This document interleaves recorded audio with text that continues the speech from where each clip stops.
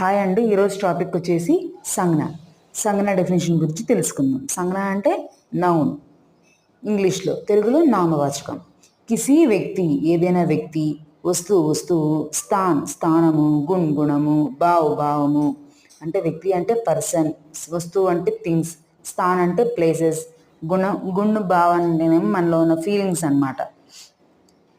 కే నామంకు, ఈ పేర్లను పతానే వాలే శబ్దంకు, చెప్పదగిన శబ్దాలను సంజ్ఞ కహతే హై, సంజ్ఞ అని అంటారు. కింద ఉదాహరణ రాసాను చూడండి. రామ్, సీత, గోడ, హిమాలయ్, చూహా, కాలా, సఫేద్, సోనా ఆది. రామ్ అంటే పేరు, రాముడు. సీత, గోడ అంటే గుర్రం. హిమాలయ అంటే హిమాలయ మౌంటైన్స్ అన్నమాట, పర్వతాలు, హిమాలయాలు. చూహా అంటే ఎలుపు, కాలా అంటే నలుపు, సఫేద్ అంటే తెలుపు, సోనా అంటే బంగారం, ఆది. ఇవి చెప్పుకోదగ్గ ఇవి నేమ్స్ అన్నమాట. ఈ సంజ్ఞలో ఉన్న డెఫినేషన్కి ఎగ్జాంపుల్స్.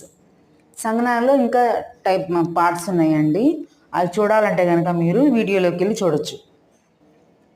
ఇంకేనండి, ఈ డెఫినేషన్ కనుక మీకు నచ్చినట్లయితే నా ఛానల్ని లైక్ చేసి షేర్ చేయండి, అలానే సబ్స్క్రైబ్ చేయండి.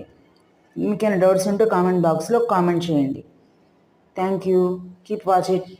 ఈ వీడియో ఎగ్జాంపుల్స్ అన్నీ పూర్తి వీడియోలో పెట్టానండి. మీకు కావాల్సింది చూడండి.